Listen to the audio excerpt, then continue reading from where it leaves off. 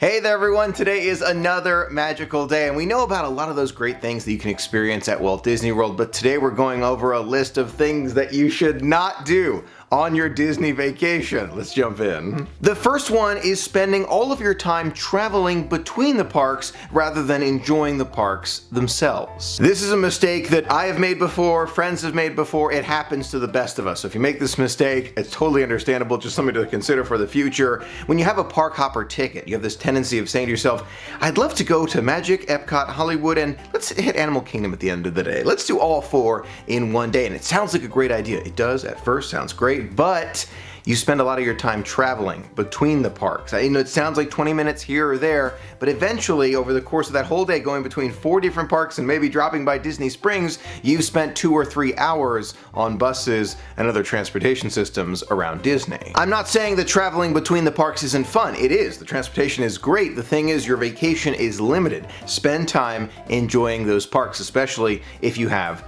the tickets. If you don't have the ticket to go to the parks, then you can enjoy the transportation methods. It's just a different way of thinking about it. For example, if you have a 10-day trip and only 5 days worth of tickets, spend those 5 days at the parks, enjoying the rides, shows, nighttime spectaculars, and then spend the other 5 days experiencing the hotels and the transportation options and other things like Disney Springs, like that. Just an example of how you can coordinate it better. You want to make sure you spend as much time as possible in those parks when you have the tickets. The next mistake not to make at Walt Disney World is to go to sleep early. Now, I'm not saying you should run yourself ragged every single day. That's not what I'm talking about at all, but there are so many amazing nighttime spectaculars at Disney. Going to sleep early can really kind of take away some of that, in my opinion. There's plenty of magic during the day, but at night, fireworks and spectaculars, whatever it is, whether it's phantasmic, anything, it's worth experiencing at night.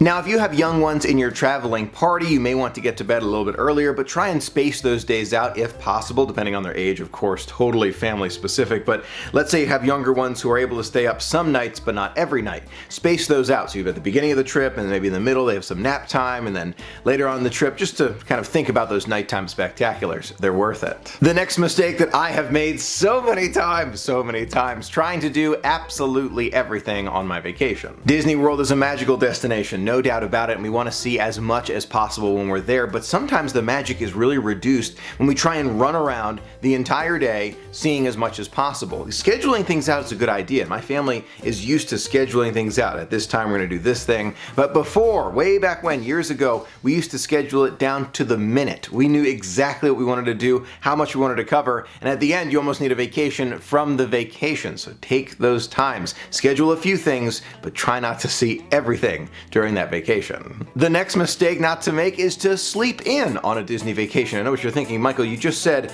don't go to bed too early, and now you're saying don't sleep in. When am I going to sleep on my Disney vacation? Again, not saying to run you ragged, not saying that, just saying focus on the time that's best for you and then expand that time a little bit. Let's say you're used to waking up at 8 and going to sleep at 9. Consider expanding it to maybe 7:30 and 10:30, something like that, so you can have more time to experience Disney. Just kind of stretch that awake time while you're on vacation at Disney. That's my way of experiencing it. Maybe you prefer to sleep in, but my way is to kind of see as much as possible. The next thing not to do on a Disney vacation is to bring a selfie stick. There are a lot of rules about what not to do at Walt Disney World, but one that I see all the time is selfie sticks in the parks. It's really important not to bring that or any other banned item at Walt Disney World. You can find a current list of all the items that are not allowed at the parks in the description of this video. The next one not to forget about is mobile order and pay. We're definitely going to be seeing more mobile and pay in the parks in the future, no doubt about it.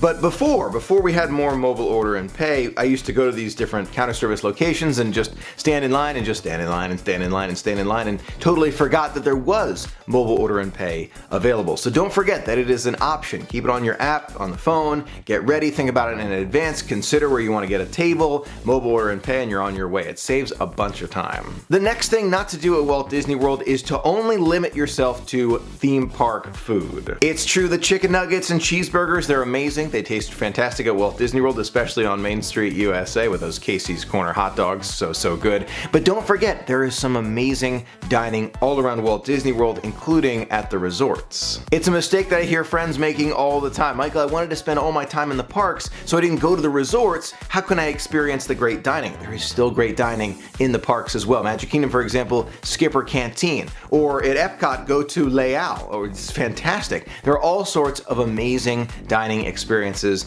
at Walt Disney World. Just consider what you want to have and think about it a little bit in advance. Next up, to be considerate to all of our fellow guests, don't forget to turn off those cell phones and tablets on dark ride experiences. We've all experienced it. Navi River Journey, Pirates of the Caribbean, where someone has a tablet or phone and the brightness is so bright you can't see anything else because the brightness is so bright from the phone or tablet. If you want to bring your phone or tablet on these rides, turn the brightness down to the absolute minimum, and even then you may want to just keep it in your pocket because some of these rides are very dark. Last but not least, don't think that you have to overspend on Walt Disney World tickets. If you have a 7-day vacation at Walt Disney World and you know you're going to enjoy the parks every single day, absolutely I would get a ticket for every single day. But does that mean you have to get after hours and early morning magic? Technically, no, you really don't. That's one thing that you may want to consider. If you enjoy that kind of thing, absolutely. But do you need it? I would say no. On that same note, if you have a 7-night vacation at Walt Disney World as an example, and you know you want to go to the parks every single day, you purchase the tickets in advance, you're going to save money.